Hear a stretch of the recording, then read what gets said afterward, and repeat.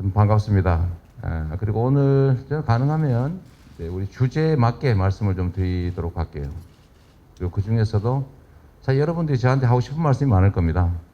우리 교수님께서도 또 각별히 언론에 날만한 얘기를 하면 따따블 점수를 주겠다고 한 이유는 아픈 질문을 많이 해라 뭐 이런 취지 같아요. 콕 하면 찔러서 이재명 당황하더라. 그 바닥 드러나 뭐 이런 기사가 나오면 따따블 점수를 주겠다는 취지니까 준비 잘 해주시고요. 어쨌든 저는 오늘 주제에 맞게 금융과 경제, 또 제가 생각하는 경제는 뭔가 여러분께 한번 말씀을 드리려고 합니다. 주로는 경제에 관심이 많은 분들이실 테니까요.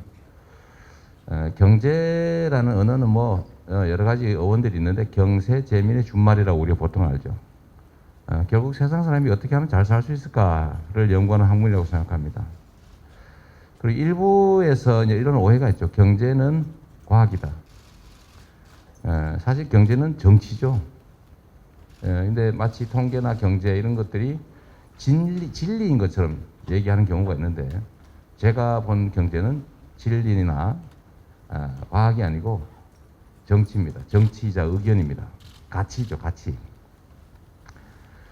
제가 금융 얘기를 좀 이런 얘기를 해보려고 합니다. 제가 최근에 기본 금융 이런 얘기를 하니까 저 사람 좀 이상하다 이런 얘기 하는 사람들이 있어요. 아마 여러분 중에도 그런 생각하실 수 있습니다.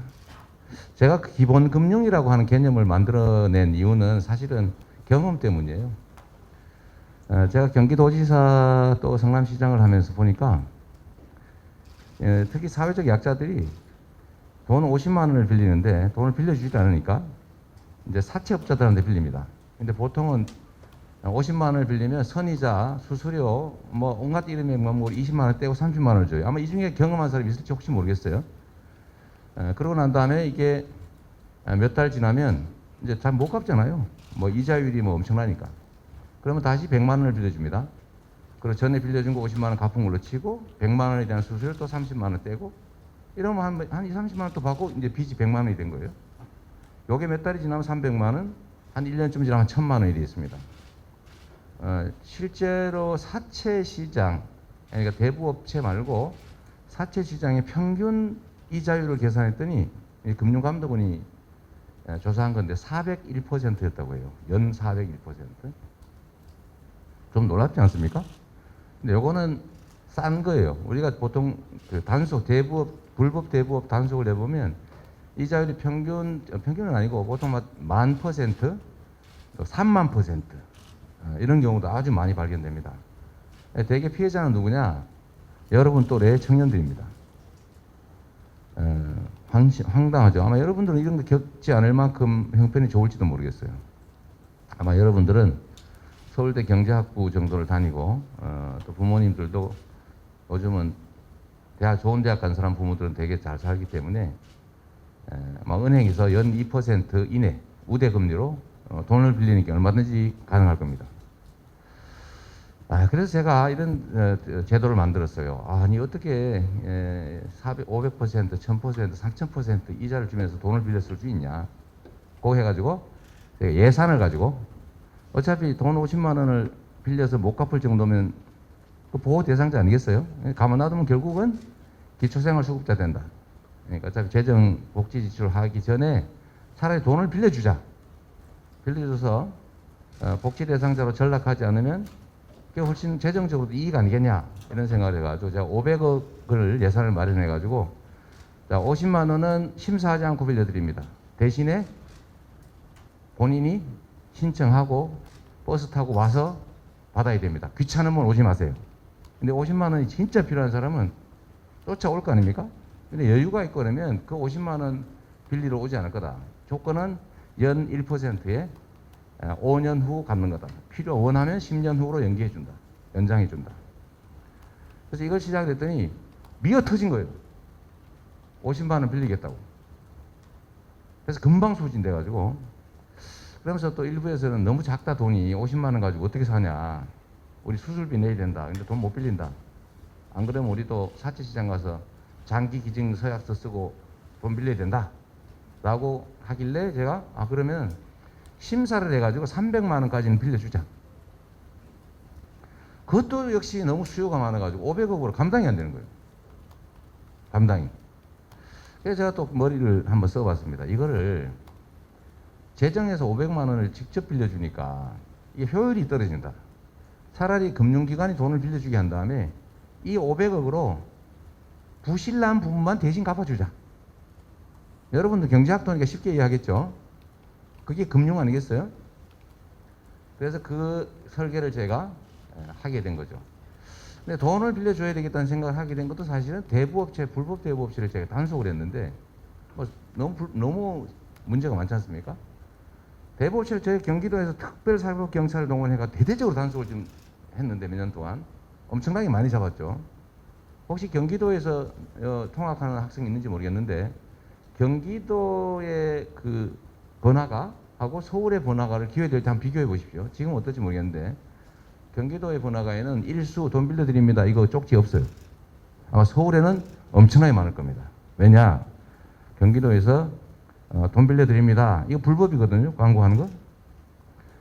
이거를 단속해서 저희가 압수수색을 한 다음에 장부를 뺏어가지고 거기 있는 사람을 다 찾아서 이거 불법 계약이니까 무효입니다. 자, 이자 더 많이 내셨죠. 다 돌려드리고 처벌하고 다 합의시켜서 다 돌려줬거든요.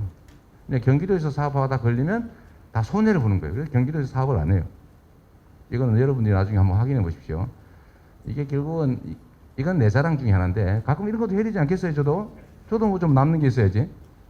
그래서 이 한 명의 공직자가 얼마나 큰 변화를 만들어낼 수 있는가의 한 사례인데 하여튼 이걸 막 단속을 하니까 그럼 우리는 그것도 못 빌리면 우리는 죽습니다.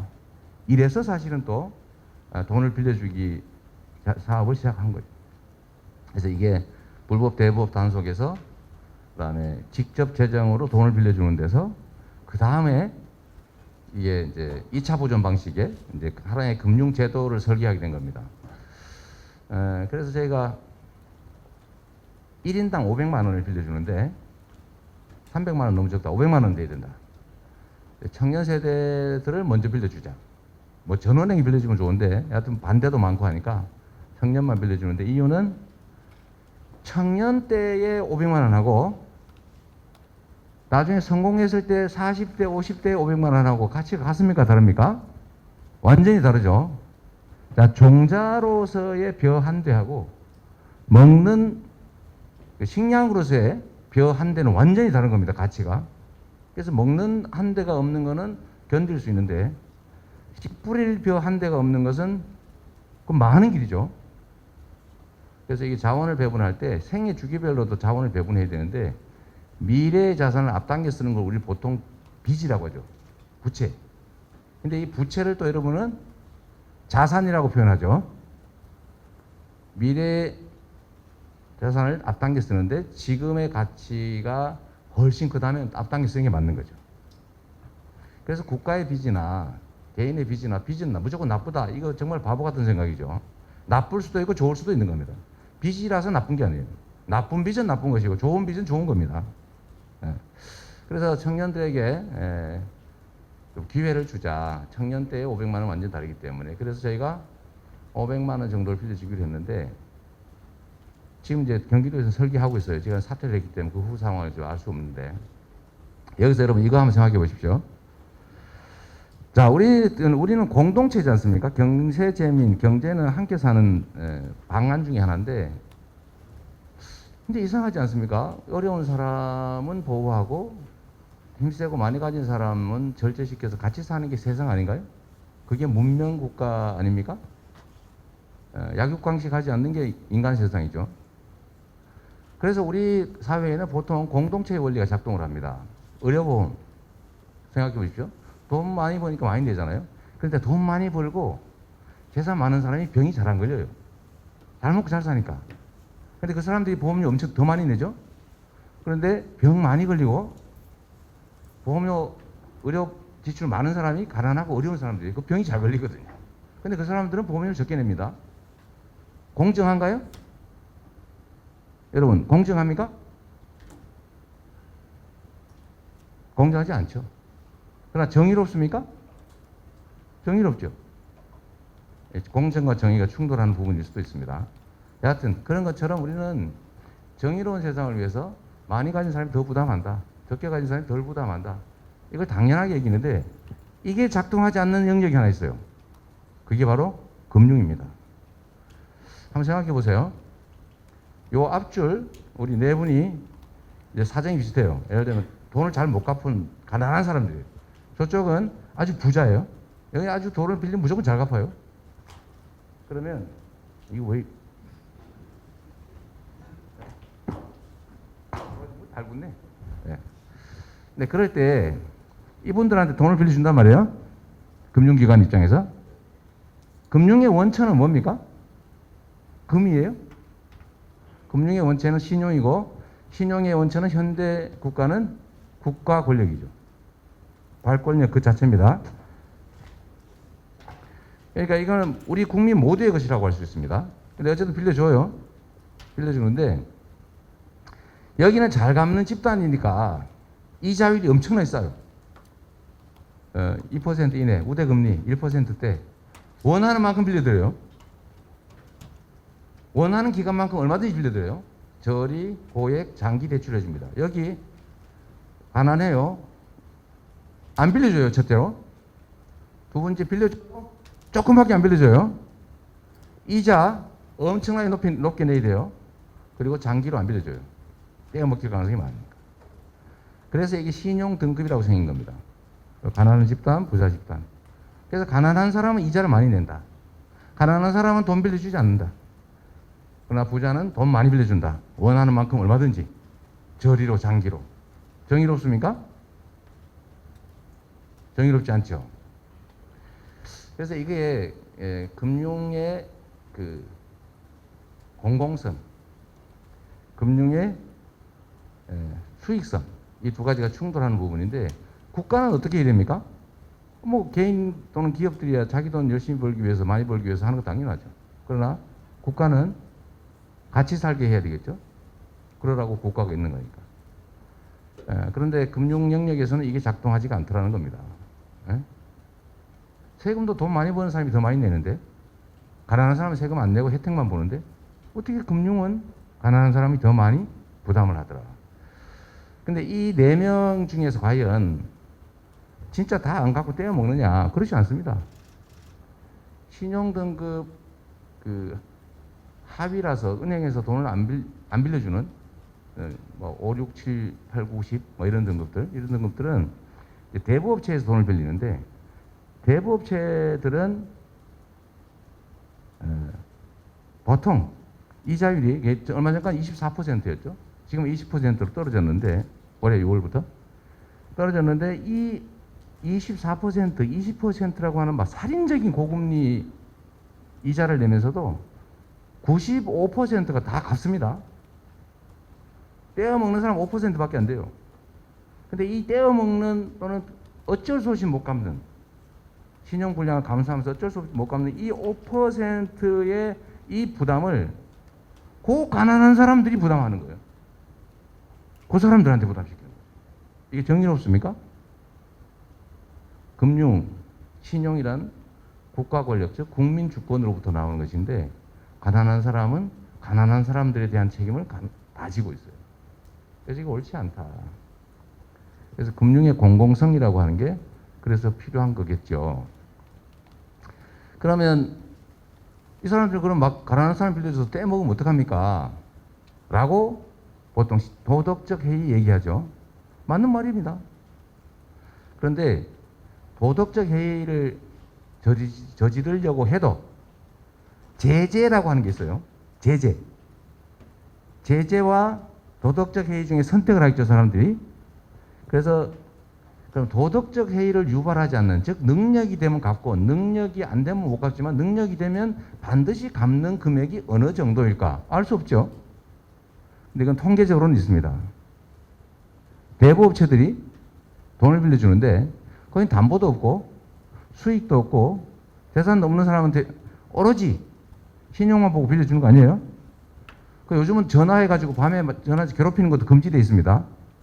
물론 쫓아가서 돈 달라고 괴롭히는 건 더더욱 금지예요. 그건 처벌해요. 전화하는 것도 이제 안 돼요. 변호사, 이 사람한테 독촉하세요 하면 직접 전화도 금지됩니다. 이런데도 불구하고 돈을 갚는 금액이 있더라. 얼마냐? 900만 원대입니다. 통계적으로 그 사람들이 900만 원, 1000만 원 미만은 능력이 되면 반드시 갚더라. 신용 불량을 감수하면서 안 갚을 수 없는 금액의 최고치 또는 평균치가 한 900만 원 정도 되는 거예요. 여러분도 한번 생각해 보세요. 내가 돈을 1000만 원을 빌렸어요. 그런데 능력이 돼요. 떼어먹기로 맘먹어요. 떼어먹으면 대가를 치러야 됩니다. 신용불량 등재돼가지고 금융거래도 못하고 취업도 못하고 자기 이름으로 재산도 못 가져요. 자, 이걸 감수해야 되는데 이 비교해보면 어떤 게 더 클까? 그건 여러분이 충분히 판단할 수 있다는 생각이 듭니다. 제가 이 말씀을 드린 이유는 과거에 우리가 족징 인징이라고 하는 아주 우리가 격사교과서에서 배운 나쁜 정책이 있어요. 세금을 내서 공납을 하는데 공물을 내는데 세금을 내는데 옆집이 안 내면 대신 내야 돼요. 그 마을에 산다는 이유로 저 사람이 안 낸 이웃집 군포를 다른 사람이 그 동네에 산다는 이유로 대신 냅니다. 그 인징이라고 그랬죠. 이웃이 대신 낸다. 뭐 족징 뭐 이런 건. 항구징포? 뭐 이런 거 여러분들 기억날지 모르겠어요. 시험 보지 얼마 안 돼서 기억날 수 있습니다. 하여튼 이게 정의로운 제도가 아니다. 경제라고 하는 데는 그냥 이 경제 자체는 과학처럼 보이지만 사실은 정치다. 이 말씀 드리고 싶고요. 짧게 이 말씀만 드리고 여러분들 질문이나 의견을 듣도록 하겠습니다. 경제 정책이란 경제 상황을 개선하기 위해서 국가가 뭐 여러 가지 권력적 수단을 동원하는 거죠. 그런데 상황이 바뀌면 정책이 바뀌어야죠. 그렇죠? 객관적 상황이 바뀌어서 당연히 바꿔야 되겠지. 과거는 제가 볼 때 우리 고도성장 사회에서는 투자할 곳은 많은데 투자할 돈이 부족했어요. 그래서 투자할 돈을 확보하면 투자할 곳이 많기 때문에 돈을 벌 수 있었습니다. 즉 투자 기회를 확보하는 것 자체, 투자 자본을 확보하는 것 자체가 매우 중요한 일이었고 그게 결국 정치가 하는 일이었기 때문에 정경유착이 심했고 또 정권 입장, 정부 입장에서는 투자 자원이 한정되어 있기 때문에 몰아줘야 효율적이에요. 그래서 그때는 소위 불균형 성장 전략을 취해서 특정 재벌, 특정 기업을 집중 지원했습니다. 그리고 돈 빌리는 게 이익이었기 때문에 기업의 부채 비율이 막 수백 프로, 쉽게 말하면 천몇백 프로 이렇게 올라갔죠. 빌려서 투자하면 남으니까. 지금은 완전히 바뀌었습니다. 투자할 곳은 없는데 투자할 돈은 남아 돌아서 이자를 받기는커녕 마이너스 이자. 즉 지금 100억 빌려가지고 5년 후에는 950억만 갚으세요.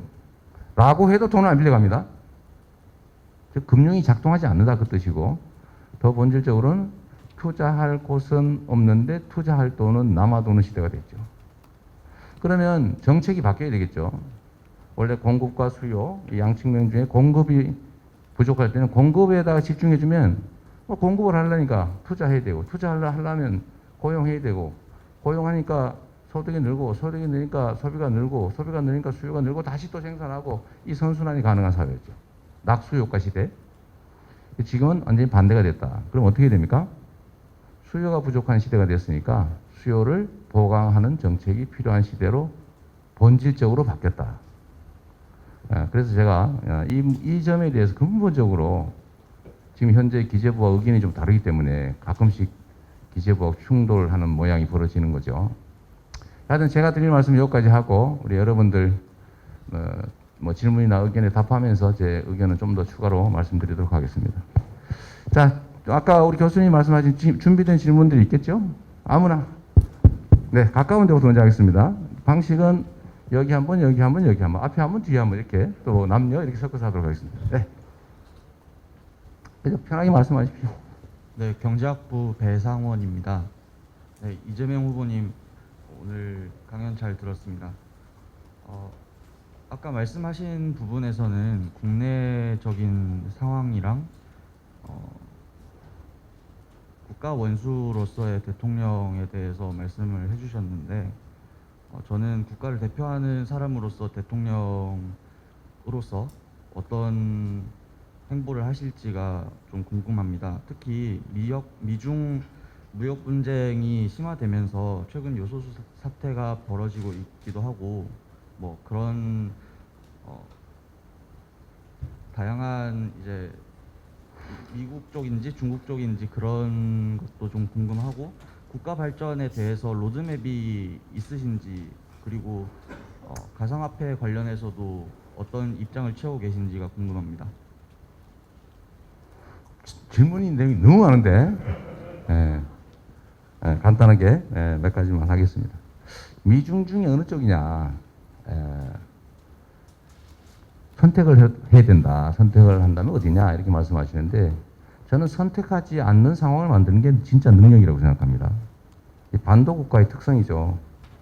해양 세력과 대륙 세력이 충돌하는 중간에 위치해 있는 소위 지정학적 위치라고 하는 거죠. 근데 그 중에서 우리가 한쪽을 선택하면 다른 쪽이 가만히 있겠습니까? 가만히 안 있겠죠.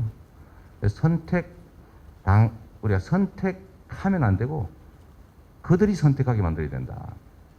그럼 가능하냐? 선택을 강요당하는 상황을 이겨내지 못하면 결국 보통의 반도 국가들이 겪는 방식으로 찢어지거나 분할 점령되거나 사라지죠. 그런데 반도 국가의 이점을 살려가지고 융성하는 나라도 있습니다. 그거 없어도 됩니다. 융성한 나라도 있는데 그 근본은 뭐냐면 일단은 강력한 국력이 필요하죠. 병성 파업 더하기 연성 파업까지 합쳐서. 두 번째는 그 국가 지도자의 리더십이죠. 리더십의 핵심은 철학과 용기입니다. 뚜렷한 자기 주관을 가지고 용기를 가지고 대응해 나가는 것. 이렇게 하면 우리가 그들이 선택하게 할 수 있죠. 미중 간의 관계들은 마찬가지라고 생각합니다. 물론 한미동맹이야 매우 중요한 우리 안보의 근간이라서 고도화하고 발전시켜 나가야 되겠지만 중국과의 소위 말하는 전략적 협력 동반자의 관계 이것도 계속 확대해 나가야죠. 우리가 그걸 한쪽을 버릴 수는 없지 않습니까? 그리고 충분히 그렇게 할 수 있는 힘이 있다고 저는 생각하고요. 뭐 무역 분쟁이나 요소수 문제는 우리가 너무 단기 효율에 집중해 왔기 때문에 생긴 문제다. 우리가 단기 효율이 좀 떨어지더라도 장기적인 안정성을 중시했더라면 100% 특정 국가의 수입에 의존하는 상황을 만들지는 않았겠죠.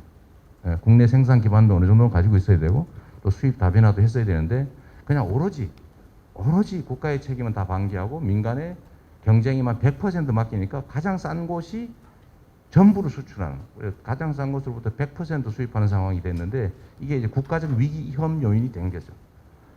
그래서 어떤 수입 다변화라든지 또 국내 생산 기반을 만들어내는 게 이런 요소수 사태를 이겨내는 길일 것이다라고 생각하고요. 세 번째로 가상화폐 부분은 저는 매우 긍정적으로 생각하는 사람입니다. 어차피 세상이 이제는 실물 세상에서 디지털 세상으로 전환되는 시점입니다. 아주 질적인 대전은 아닌데 과거에 매여 있는 사람들은 이걸 이해를 못하죠. 이해를 못합니다. 우리가 겪는 변화는 여러 가지가 있는데 이 디지털 전환이라고 하는 게 있는 거예요. 엄청나게 큰 변화입니다. 그 안에서 누가 가상세계 안에서만 있는 그림을 주택을 설계가 집을 지었는데 그걸 돈을 주고 사고 팔고 있잖아요. 아니 없는 거예요. 그러나 있는 겁니다. 이미 있어요. 그리고 그 안에서 사람들이 활동하고 있습니다. 코인이라고 하는 것도 이미 하나의 거래 수단으로 또는 가치 저장 수단으로 이미 다중이 인정하고 있어요. 예를 들면 우리가 이게 종이 돈 이 자체가 가치가 있습니까? 뭐 없어요. 아무것도 아니지 뭐. 땔감으로 쓰면 조금 뭐 열량을 발생하려나? 그러나 우리 모두가 이건 돈이야. 이걸로 얼마가 가치가 저장되어 있다고 생각해. 서로 교환 수단을 인정해 하니까 그게 돈이 된 거죠. 요즘은 돈은 그 종이도 아니에요. 이제 숫자예요, 숫자. 컴퓨터에 있는 숫자가 돈이 됐습니다. 완전 추상화되고 있죠. 여기서 더 넘어서서 가상세계라고 하는 것도 생겨나고 있기 때문에 그건 이미 있는 것이다. 코인 시장이 이미 코스피 거래액을 넘어섰다. 사람들이 이미 거래하고 있어요. 남들이 뭐라 하든 말든 우리는 이걸 가치로서 인정해. 거래 수단을 인정해. 투자 수단으로 사용하고 있어요. 이걸 부인할 수가 있겠냐? 부인할 수 없는 거죠. 부인할 수 없는 현실이라면 끌려가지 말고 우리가 선도해야 된다고 하는 게 제 생각입니다. 경제 전망 얘기는 아마 다른 분들도 질문할 것 같아서 미리 좀 말씀을 드리면 저는 우리 국가의 현재 상태의 가장 큰 과제가 성장을 회복하는 거라고 생각합니다. 청년들이 어렵죠. 청년들이 어렵습니다. 왜 어렵냐? 왜 청년들이 아까 말씀드렸던 정의와 공정, 현실적 공정이라고 하는 거하고 정말로 근본적인 정의라는 거하고 이게 상충되는 상황에 이를 만큼 극렬하게 대립하고 갈등하고 치열하게 전쟁을 치르게 됐냐. 저는 그 기회 부족 때문이라고 생각하는 겁니다. 저희 같은 세대들은 비록 당장의 현실은 어려웠지만 경제가 성장하는 상황이었기 때문에 미래가 있었고요. 월급도 뭐 자주 오르고 한 직장 들어가면 그 회사 계속 팽창해 나갔기 때문에 정년까지 안정적으로 일할 수 있었어요. 그런데 지금 저성장으로 전환이 됐습니다. 저성장이라고 하는 건 새로운 기회가 추가되지 않는다는 뜻이죠. 그런데 이미 기득권자인 기성세대들이 다 차지하고 있죠. 그런데 거기에 새로운 신규 청년 세대들이 진입하려고 하니까 너무 어려운 겁니다. 그래서 둥지가 쫙 줄어든 거예요. 우리는 큰 둥지에서 살기 때문에 경쟁에서 져도 둥지에서 탈락하지는 않았어요. 떨어져 죽지는 않았습니다. 그 안에서 약간 바깥으로 밀려나는 정도였죠. 그래서 지금은 둥지가 작아져가지고 여기서 경쟁에서 지면 둥지에서 떨어져요. 죽어요. 그래서 아주 잔인하게 이겨야 됩니다. 그러니까 극렬하게 경쟁이 되죠. 근데 이것도 쉽지 않죠. 혼자 싸우기 어렵죠. 그래서 오징어 게임 상황이 벌어지는 겁니다. 편을 먹죠. 편을 먹어서 일단 일부를 밀어내야 그 안에서 내가 살아날 게 생기니까. 그래서 생긴 게 예를 들면 지역 할당을 두고 지방 청년과 수도권 청년이 다투게 되고 무슨 할당제니 이런 거 등등을 이유로 해서 남녀가 갈려서 갈등하고 이렇게 된 것은 사실은 여러분 청년들의 잘못은 전혀 아니죠. 우리 기성세대들이 그 좋은 시절을 살아오면서 이 공정성이라고 하는 거를 제대로 지키지 못해서 자원이 한쪽으로 지나치게 몰렸고 즉 양극화됐고 그러다 보니까 자원이 비효율적으로 사용되게 됐고 사람들은 희망과 열정을 잃게 됐고 그래서 출생을 거부할 뿐만 아니라 의욕도 잃어버렸죠. 그러니까 사회 전체적으로 활력이 떨어집니다. 이게 나라가 망하는 길이에요. 이게 심해지면 결국은 체제 위기를 겪게 되죠. 그래서 그러면 이 상태를 어떻게 벗어나냐. 이 작은 둥지 안에서 공정한 경쟁 룰을 만들고 거기 공정하게 지켜주도록 하는 것도 중요하죠. 왜냐하면 거기서 떨어지면 죽는데 죽을 때도 또 탈락할 때도 공정한 룰에 의해서 탈락하면 좀 덜 억울할 거 아닙니까? 근데 그게 우리가 해야 될 최대치인가요? 그건 당연한 거고 그걸 넘어서서 우리가 둥지를 키워야 된다. 즉 성장을 회복해야 된다. 그러면 말이 좋아 성장이지 가능하냐가 여러분이 질문할 거죠. 가능하죠.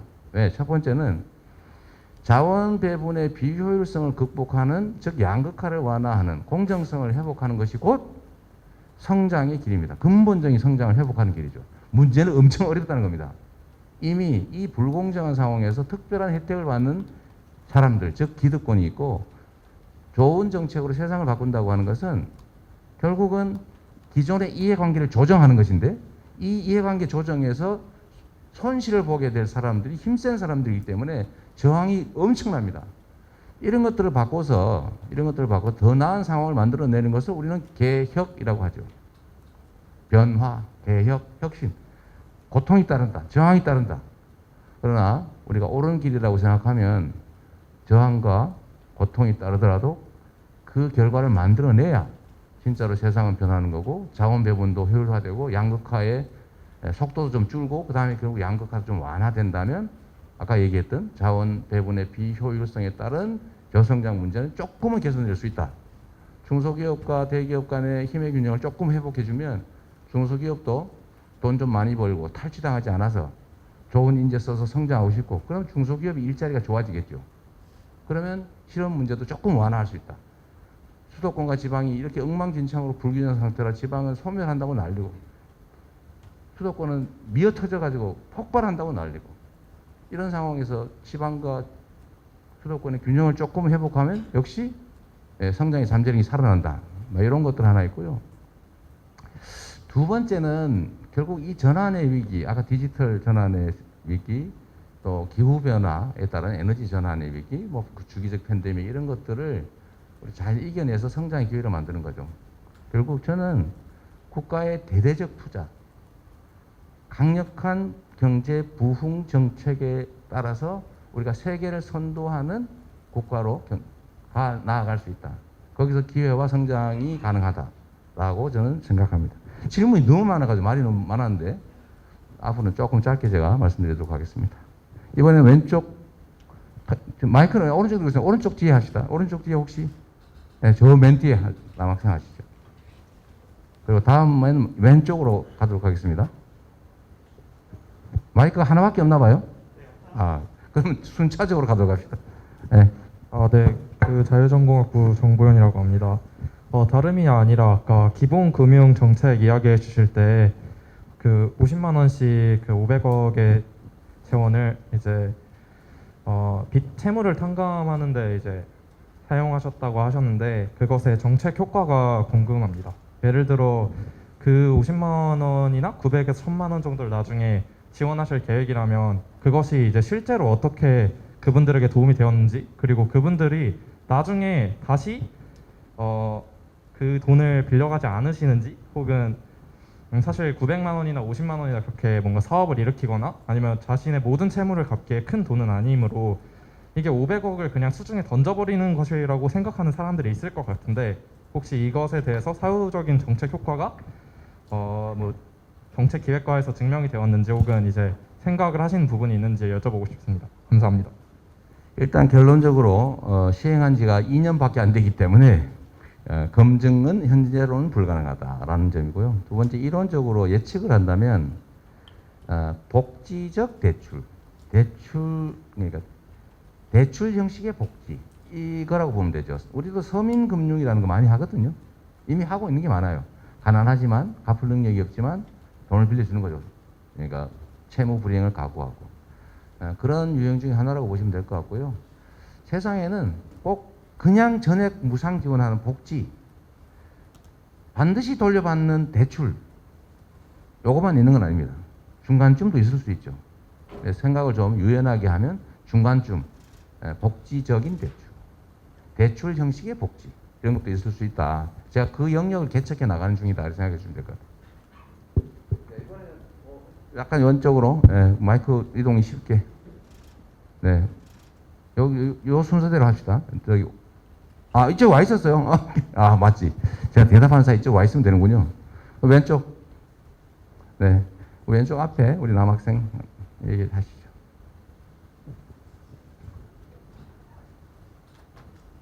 네, 경제학부 이창호라고 합니다. 저는 현재 우리나라가 직면한 문제 중 나라의 장기적인 운명을 좌우할 수 있는 가장 중요한 문제가 저출산 문제라고 생각합니다. 작년 기준으로 합계 출산율이 0.84명대까지 떨어졌고 서울은 0.64명대까지 급격히 하락하였습니다. 이는 부동산 가격의 폭등, 청년 취업난 심화, 갈수록 깊어지는 남녀 갈등 등 복합적인 요인에서 비롯되었지만 결국 가장 주요한 요인은 경제적인 요인인 것 같습니다. 현재 우리나라의 출산 장려 예산은 연 40조 원이 넘을 정도로 막대한 돈이 투입되고 있지만 전혀 효과를 내지 못하고 있는 상황입니다. 이재명 후보님도 저출산에 대처하기 위해 출산휴가 육아휴직 자동 등록제 도입, 임신 노동자 대체 인력 인건비 지원 등의 방안을 생각하고 계신 걸로 알고 있습니다. 하지만 이런 정책들은 이전 정부에서도 비슷하게 시행한 것들이고 실효성이 떨어졌던 것 같습니다. 저는 그래서 이재명 후보님 공약의 가장 핵심인 기본소득을 출산의 문제에 대입해보는 방안이 혁신적일 거라 생각했습니다. 그리고 지금 쏟고 있는 예산을 감안할 때 현실적이라고 생각했습니다. 이론적으로도 현금 보조, 현물 보조, 가격 보조 중에 현금 보조가 가계의 효용을 극대화시켜주고 헝가리에서도 파격적인 현금 지원 출산 정책으로 큰 효과를 보고 있는 것으로 알고 있습니다. 하지만 기사를 찾아보니 후보님이 과거 경기도지사 재직 시절에 출산 기본소득이 예산 집행의 효율성, 가성비 측면에서 고려할 점이 많다고 답변을 하셨던 것 같은데 혹시 지금 출산 기본소득의 도입에 대해서 어떻게 생각하시는지 궁금합니다. 일단 잠깐만, 먼저 출산 기본소득을 본인은 어떻게 개념 정리하셨어요? 저는 지금 되게 출산율 문제가 심각하다고 생각을 해서 좀 일시적으로 현금 지원하는 방향으로 생각을 하고 있었어요. 제가 출산 기본소득이라는 개념의 언어를 쓴 일이 없어서 혹시 이게 제가 보기 어디에 다른 데 교과서나 아니면 문헌에 나올 것 같지는 않고 본인이 처음 쓴 얘기 같거든요. 기사에서요. 출산 기본소득은? 그게 아마 산후조리비 지원 얘기하는 거 아닌가요 혹시? 여하튼 알겠습니다. 그냥 뭐 충분히 이해하고 제가 말씀을 드리도록 할게요. 네, 기본소득에 대해서는 논쟁이 참 많습니다. 저는 피할 수 없는 소위 기술혁명 시대 질적으로 전환된 새로운 세계에 반드시 있어야 될 정책이라고 생각합니다. 여러분도 그 점을 한번 생각해 봐 주십시오. 길게 말씀드리긴 그러니까 마크 저커버그, 빌 게이츠 아니면 일론 머스크 같은 이 성공한 디지털 기업의 CEO들이 왜 기본소득을 주장할까? 왜 할까? 그 사람들이 왜 주장하는지 말하는 걸 제가 보지를 못해서 정확하게 왜 그런지는 인용은 못하겠는데 제가 해석하기로는 미래에는 글로벌 디지털 기업들이 중심이 될 거고 점점 비중이 옮겨가잖아요.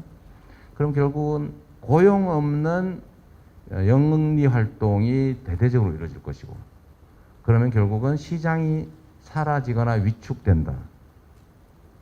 파이 자체가 통째로 줄어든다라는 생각 때문이 아닐까 생각합니다. 물론 이건 기본소득을 주장한 데는 이 소득 지원을 늘리자라는 좌파적 사고도 있는 거고 이 복잡하고 비효율적인 복지제도를 완전히 통폐합해가지고 현금으로 아까 말씀하신 대로 현금 지원으로 효율성을 늘리자라는 우파적 입장도 있는 거죠. 이 세 가지 입장 중에 어떤 것이 반드시 옳다고 저는 생각하지 않습니다. 여하튼 결론은 우리 미래 사회에는 기본소득이 피할 수 없을 것이다. 그러나 지금 당장 그러면 할 거냐? 쉽지 않죠. 박근혜 전 대통령이 기본소득을 제일 먼저 주장했던 사람입니다. 여러분 놀랍지 않습니까? 부분 기본소득. 65세 이상은 자산소득 가리지 않고 무조건 20만 원씩 지급하겠다. 그게 부분 기본소득이었죠. 전 국민에게 확대되면 보편 기본소득이 되는 거죠. 지금 아동수당 10만 원씩 다 지급하고 있죠. 계속 늘리고 있는데 이것도 역시 기본소득이죠. 그래서 저희는 청년 기본소득도 하자. 청년 세대가 너무 어려우니까 가장 취약한 계층이 됐으니까 가장 보호받지 못하는 계층, 가장 희망이 없어진 계층이 됐으니까 지원하자는 얘기가 제가 청년 기본소득이었는데 출생률 얘기를 좀 하면요. 저출산을 어떻게 극복할 수 있느냐. 예를 들면 일가정 양립을 통해서 가능하냐. 아니면은 남녀 성평등을 회복하는 것으로 가능하냐. 뭐 그것도 하나의 방법이겠죠. 또 뭐 여러 가지 있겠죠. 예를 들면 육아, 보육, 출산, 교육 이런 데 지원을 많이 해주면 육아 부담이 또는 양육 부담이 줄어드니까 아이를 많이 출생하지 않을까. 즉 출산 회피를 줄일 수 있지 않을까. 다 맞는 말이죠. 근데 저는 본질적인 대책은 못 된다고 생각합니다. 가장 본질적인 문제는 문제 속에 답이 있잖아요. 가장 본질적인 원인은 미래가 없다는 겁니다. 전쟁을 겪을 때도요. 사람들은 내가 지금 힘들게 살지만 내 다음 세대는 지금의 나보다는 훨씬 더 행복하고 더 나은 삶을 살 것이다 라고 기대했어요. 그래서 출산을 많이 했어요. 그런데 지금은 아마 인류 역사에 처음일 겁니다. 기성세대도 청년 세대는 너무 어려워. 나보다 더 힘들 거야. 청년 세대는 이렇게 생각합니다. 내가 새롭게 만들어낼 내 다음 세대는 나보다 더 어려울 텐데 나도 이렇게 고통스러운데 나보다 더 고통스러운 미래를 내 자식들한테 물려준단 말이야. 나도 고생해가면서 뭐하러 해 그거를. 이게 제일 큰 원인일 겁니다. 결국은 사회 전체의 희망을 만들어내야죠. 좌절과 절망이 아니고 그래 더 나은 세상이 가능해 라고 믿어지는 세상을 우리가 만들어내야 됩니다. 물론 매우 추상적이고 답답한 소리일 수 있는데 그 중에 하나가 저는 성장의 회복이라고 보는 거예요. 기회가 좀 늘어난다. 그래 취업하는데 별로 문제가 없어.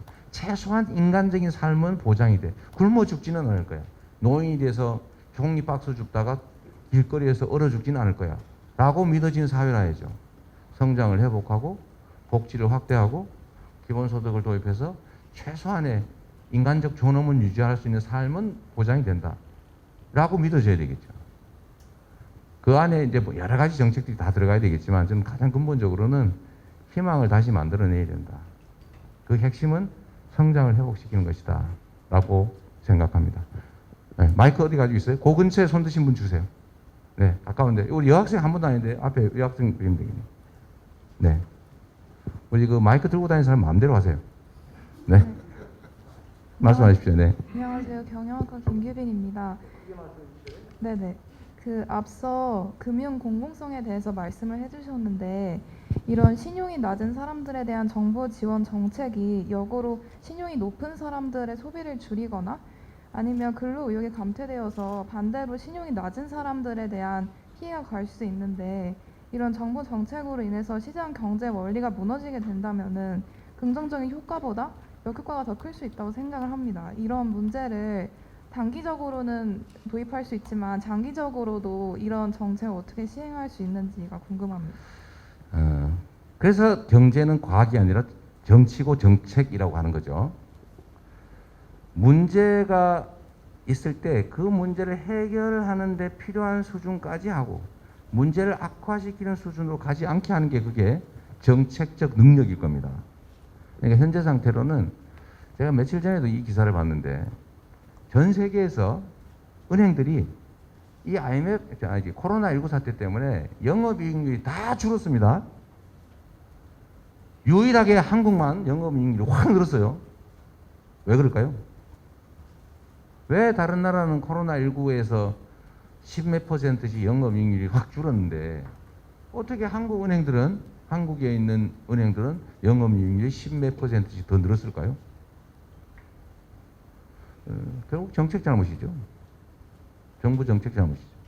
원래 금융이란 아까 말씀 잠깐 드렸지 않습니까? 전에는 은행이 자기가 금을 가지고 있으면서 이 금 가지고 금 교환권을 화폐로 썼던 거 아닙니까? 근데 이거 금이 요새 신용의 원천이 아니에요. 아까 말씀드렸던 것처럼 국가 권력 그 자체가 됐죠. 국가가 보증한다.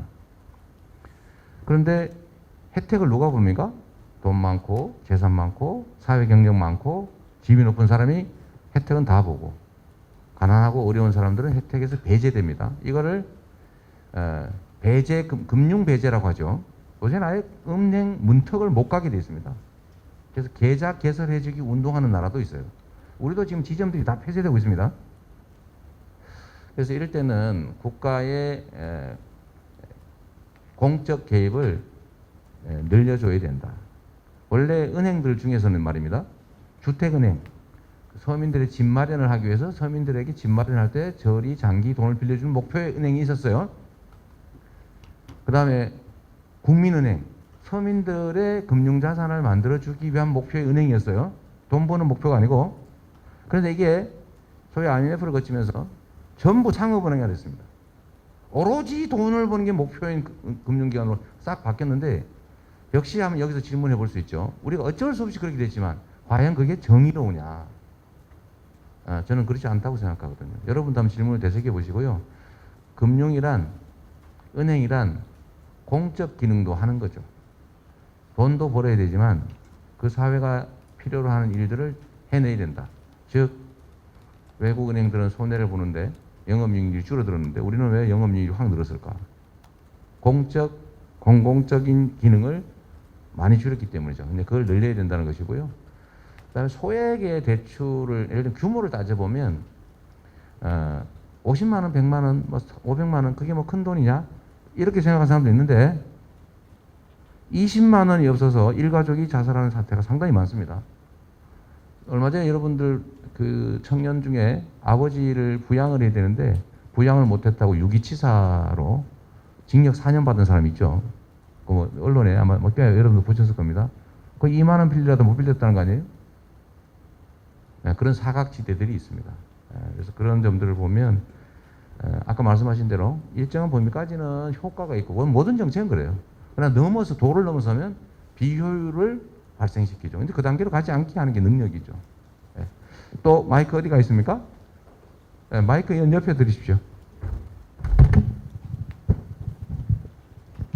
저 잠깐 좋은 정책을 제가 하나 도입하겠습니다. 후보님이 요걸 쓰시죠. 그리고 좋은 역시 교수님 훌륭하십니다. 네네. 네 말씀하십시오. 네. 그러시죠. 네. 거기 왔다 갔다 힘드니까. 네, 강연 내용 너무 잘 들었습니다. 조금 크게 말씀해 주십시오. 네. 본질적으로 제 학부에서 알기로는 긍정적인 외부 효과가 큰 공공사업과 그 다음에 경쟁으로 인한 외부 효과가 큰 민간의 금융은 서로 다른 영역으로 알고 있고 그렇기 때문에 국가금융이 해외에서 성공한 적이 없는 이유가 국가와 국민의 니즈에 전부 맞출 수 없기 때문으로 알고 있는데 특히나 한국 같은 경우에는 그 이익을 추구하지 않고 세금에 기반한 국가와 민간 기업이 경쟁할 수가 없을 것 같습니다. 예를 들면 그 제로페이 수수료 등으로 카드사 혜택이 줄어든 것도 이러한 사례 중에 하나인데 이것이 인증이 아닐지라고 저는 생각해 보고요. 두 번째 질문은 경제가 과학이 아니라고 하시는데 특정 목표를 달성하기 위한 것은 정책적이어도 수단은 객관적인 편이라고 저는 생각을 합니다. 그래서 경제학부가 사회과학대학 안에 속해 있는 게 아닐까라는 생각도 들고요. 그런데 후보님께서는 성장을 중시하는데 그 경기도의 GRDP는 취임 후 지속적으로 감소했습니다. 혹시 이러한 정책과 수단에 대해서 어떻게 생각하시는지 후보님의 의견을 좀 듣고 네. 싶습니다. 일단 경기도의 GRDP가 줄어들고 있다는 것은 줄어드는 게 아니라 아마 성장률이 떨어지고 있다 그 말이겠죠. 예. 다른 지역이 보면 엄청나게 높은 겁니다. 다른 지역 예를 들면 지방 아래 지방은 뭐 마이너스로 가는 경우도 많으니까요. 근데 그거는 4년 임기를 하는 성장률이 가장 높은 편인데 그거는 뭐 도지사 덕도 아니고 경기도가 인구가 늘어서 팽창하기 때문에 실제 그렇고 전체 성장률은 지금 1% 또는 마이너스로 떨어지고 있는데 그 중에서도 경기도는 높은 겁니다. 그러나 그건 제가 도지사 자리했다라고 말할 수 없어요. 그건 경기도가 가진 특수성, 인구가 늘어나는 특성 때문에 그렇다 말씀드리고요. 제가 과학이 아니다라고 얘기한 것은 이거 혹시 어디 또 이상한 데서 이상하게 쓸 가능성이 있어서 다행히 설명을 좀 해야 되겠습니다. 제가 존경하는 박근혜 대통령님 그랬더니 진짜 존경하는 줄 알고 그런 거 써가지고 막 그저 표 얻으려고 진짜 존경하는 척 하는 거 아니야? 이런 분들 계시던데 그 전혀 아닙니다. 말이란 맥락이 있는 거죠. 맥락이 앞뒤 맥락이. 그래서 맥락을 무시한 참 진짜 문제입니다. 우리 국민들의 집단 지성 수준을 무시하는 그런 일인데 요 과학 아니다 이 얘기도 혹시 오해를 해가지고 저는 무식한 소리 했다 라고 할까봐 한 말씀을 드리면 반론의 여지 없는 진리가 아니다 그 뜻입니다. 비과학이라는 얘기를 하는 게 아니고 제가 말한 말씀의 뜻은 엄밀한 의미의 과학이란 이론이 없어야 맞는 거죠. 과학. 그러니까 이게 제가 이 얘기를 드는 이유는 마치 어떤 통계나 어떤 경제적인 결과들이 마치 진리인 것처럼 얘기하는 경우가 있어요. 진리인 것처럼. 그건 진리는 아니다. 정책적 판단의 결과물이다. 얼마든지 다른 해석이 가능한 일이다. 라는 뜻의 얘기였습니다. 그러니까 이게 혹시 어디 이상한 또 해석해가지고 언론에서 제목으로 과학 아니다 주장, 무식 드러내 이러지 않았으면 좋겠고요. 이제 민간과 공공 영역의 조화에 관한 문제를 말씀해 주신 것 같습니다. 아주 좋은 의견이시고요. 당연히 자본주의 시장 경제 질서는 민간 중심이라 해야 돼요. 일자리도 민간이 만드는 것이고 그럼 국가의 역할은 뭐냐? 민간이 자유롭게 창의와 혁신을 발휘할 수 있게 해주는 것이죠. 다만 또 가만히 내버려 두면 약육강식의 그 밀림의 법칙이 작동하기 때문에 그 점은 최소한 최소화해야 되겠죠. 그래서 공정한 경쟁의 룰을 만드는 거죠. 그게 규제라는 이름으로 이제 나타나게 되는데 보통은 규제를 완화하는 게 무조건 좋다라고 생각하지만 저는 그렇게 생각하지 않습니다. 규제란 경쟁과 창의, 효율을 제고하는 규제는 강화해야죠. 즉 독점을 막다든지 예를 들면 독점으로 행포를 부린다든지 이런 걸 막아야죠. 그건 규제죠. 그것도. 그러나 필요하죠. 그러나 또 규제 중에서도 이제 창의와 혁신, 합리적 경쟁을 가로막는 그런 규제도 있습니다. 그런 것은 또 완화하거나 없애야 되겠죠. 그러면 그 경계선이 도대체 어디냐? 이거는 역시 정치적이죠. 이건 가치 판단이 많이 작동할 수밖에 없는 거죠. 그래서 제가 아마 경기도 공공배달앱 가지고 아마 말씀을 하셨을 수도 있는데 저는 혁신의 결과를 존중한다. 그러나 혁신의 결과가 아니고 독점의 횡포는 허용하면 안 된다. 어쩌면 이제 디지털 세상이 열리고 있기 때문에 플랫폼은 상당한 경우는 디지털 인프라다. 디지털 SOC에 해당할 경우가 많다. 그러니까 독점해가지고 그거를 폭리를 취하거나 이렇게 하지 않도록 경쟁할 수 있는 상황을 만들어주는 것도 중요하고 또 기본적인 인프라 위에서 민간이 창의와 혁신이 가능하게 하는 것도 국가의 역할이다. 국가가 사실은 선도적 투자를 좀 해줘야 되는 거죠. 또 그 다음에 이 앞줄에 너무 안 해서 앞줄로 잠깐 오십시오. 누가. 여기 왼쪽은 없고 이 앞줄에 하시죠. 우리 마이크맨이 알아서 마음대로 하십시오. 네, 후보님 말씀 잘 들었습니다. 저는 경제학부 류정석입니다. 최근 후보님께서는 전국민 재난지원금이나 국토보유세 신설 등과 같은 경제정책을 제안하셨다가 반대 여론이 높아지자 철회하신 바가 있습니다.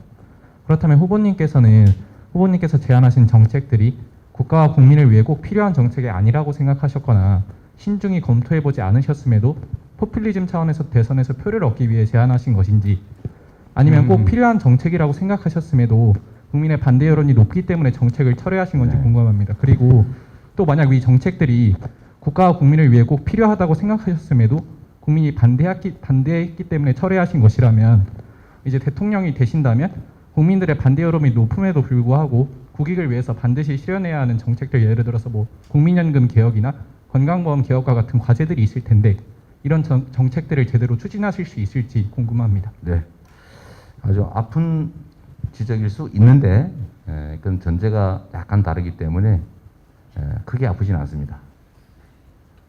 저는 철회한 일이 없어요. 이건 철회가 아니고 기본적인 원리를 말씀드린 겁니다. 일단 전국민 재난지원금은 저는 국가의 재정은 한계가 있기 때문에 가능하면 효과가 중첩적으로 나타나게 하는 게 진짜 실력이라고 생각해요. 단순히 현금만 국민 가계 지원을 하면 요즘은 소위 축장이라고 그러죠. 축장. 경제학도들이시니까 잘 아실 것 같고 쌓아놓잖아요. 안 쓰고. 왜냐하면 미래가 불안하니까. 일본이 헬리콥터 머니를 많이 뿌렸지만 효과가 없었다는 겁니다. 이유는 단순해요. 주면 그냥 저금해버려요.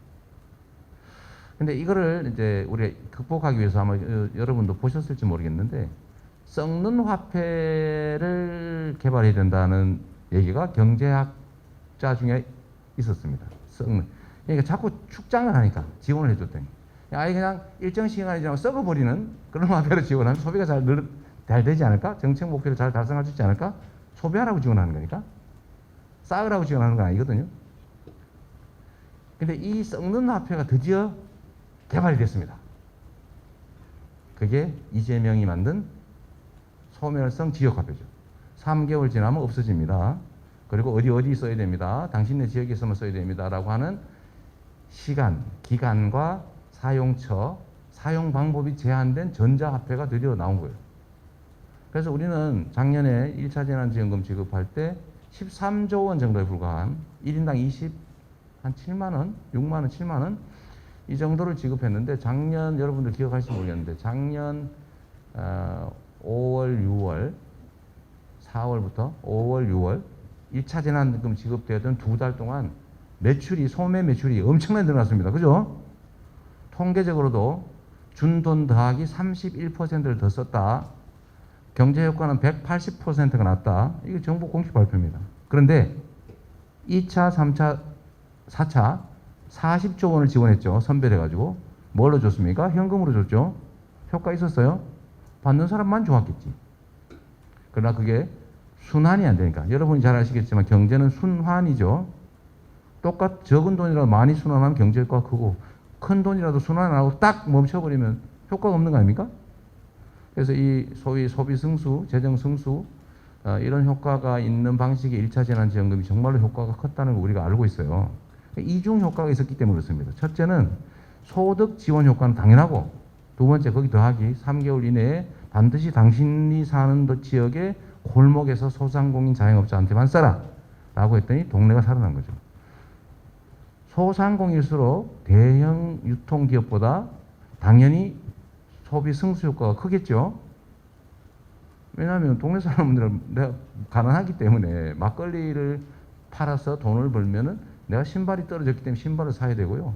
신발 가게 주인은 그 돈으로 돈 벌면은 통닭 사 먹어야 되고 통닭 주인이 통닭 팔면은 닭을 사와야 돼요. 순환이 빠르단 말이에요. 그래서 효과가 있었던 것이고요. 그래서 저는 재난 소비 쿠폰 형태의 재난지원금 또는 소득지원은 앞으로도 계속 해야 된다라고 생각하고 있는 것이고 그것이 주기적으로 이루어지면 그게 기본소득이죠. 주기적으로 1년에 한 번이든 두 번이든 꼭 한 달에 한 번 해야 된다 보면 없어요. 정확히 나름이니까. 그래서 앞으로도 할 생각인데 이번에 왜 이걸 철회했냐. 이건 철회한 게 맞는데 이번 정기 국회에서 내년 본 예산에 넣는 것, 요 이례적인 거를 제가 포기한다. 왜? 내가 끝까지 주장할 수도 있는데 정부도 어렵다 그러고, 특히 지금 당장 소상공인 지원을 더 늘려야 되는데 이것 때문에 태클이 걸려서 앞으로 못 나간다. 그러니까 소상공인 지원을 하려면 야당이 협조를 얻어야 된다. 야당이 이것 때문에 협조를 안 한다. 우리가 어떤 가치나 정책을 주장하는 것도 중요한데 더 중요한 것은 실질적인 국민의 삶이 개선되는 거니까 내가 포기한다라고 한 거지, 이 정책 자체를 포기한 건 아닙니다. 이번 본 예산에 넣는 것을 양보한다, 이런 거였죠. 국토보유세 얘기는 제가 국토보유세 정책 자체를 안 하겠다 그런 게 아니고 이거는 누구나 동의하는 거예요.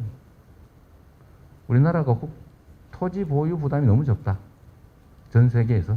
그래서 투기의 원인이 된다. 그리고 우리는 거래세가 너무 비싸고 보유세가 너무 작다. 그러니까 이걸 체제를 개편해 가지고 보유세 부담을 늘리고 거래세 부담을 줄여야 된다. 모두가 동의하는 거예요. 그 측면에서 이 정책은 결국은 해야 되고, 다만 우리 국민들께서 해야 되는데 부담되는 거 싫어하잖아요. 좋은 일이라도 본인이 고통스러워서 싫다고 하는 것을 대리인 입장에서 강행하면 안 된다. 설득해서 동의를 받아야 된다. 그건 국민주권 국가에서 대리인인 정치인의 선출직 공직자의 의무다. 그 말씀을 드린 거예요. 단 저는 이런 생각이 있는 거죠. 설득할 자신이 있다. 그러나 다만 이번에 이걸 가지고 내가 반드시 이거는 뭐 반대하든지 말든지 하겠다라고 인지하는 분들이 많았기 때문에 그건 원칙적인 얘기를 드린 것이고요. 저는 토지 이익 배당이라고 하는 걸 해야 된다.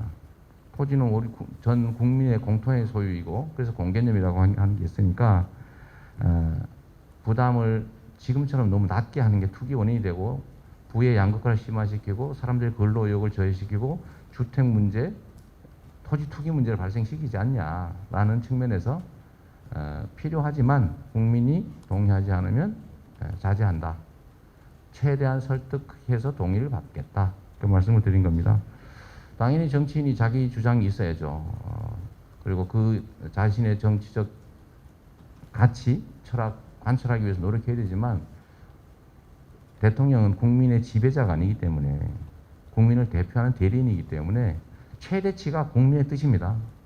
국민의 뜻을 넘어서는 그런 건 독재라고 하죠. 포갑이죠, 포갑. 자기가 아무리 옳아도 자기 뜻을 관철하기 위해서 국민의 의사에 반하거나 거스르면 안 된다. 그건 너무 당연한 것입니다. 네, 또 이번에는 오른쪽에 아무나 저기 뒤에 학생 키노트 입으신 분. 네, 안녕하세요. 경제학부 이덕형이라고 합니다. 국토보유세 관련해서 질문이 있는데, 국토보유세가 토지 배당으로 이제 효과를 발휘하기 위해서는 이제 세금이 전가가 안 돼야 된다고 알고 있습니다.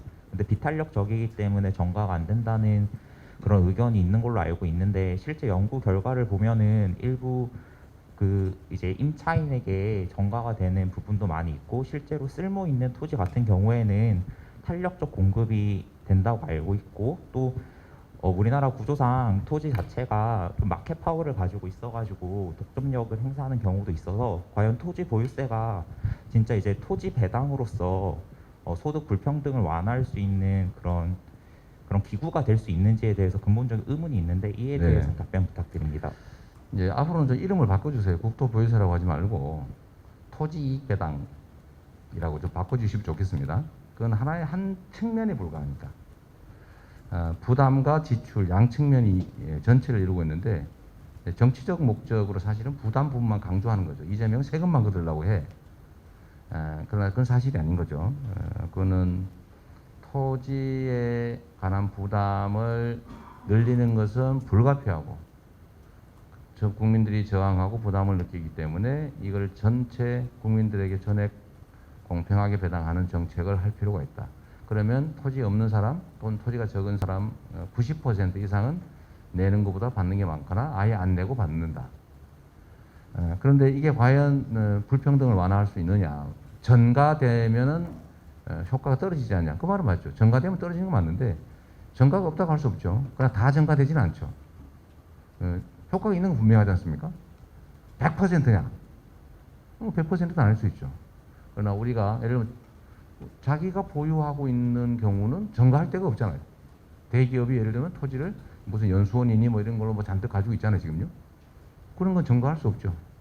혹시 모르죠. 물건값에 더하기 할지. 예, 그런 건 전가라고 하기 어렵겠죠. 그러나 뭐 직접 상가 건물을 가지고 있는데 건물 부분에 대해서는 부과하지 않으니까 토지 부분만 부과하니까 아주 소액일 텐데 뭐 그런 경우는 있긴 하겠지만 그게 크지는 않을 거다라고 볼 수 있을 것 같습니다. 하여튼 이 오늘 또 언론 기사에 또 국토보유세 강행 이렇게 쓸 가능성이 많은데 분명한 거는 여러분 자동차 보유세가 얼마 정도인지 아시죠? 여러분 자동차 가지고 있죠? 그것도 일종의 재산입니다. 그거 한 2% 되거든요. 근데 토지를 보유한 경우는 0.17%밖에 안 됩니다.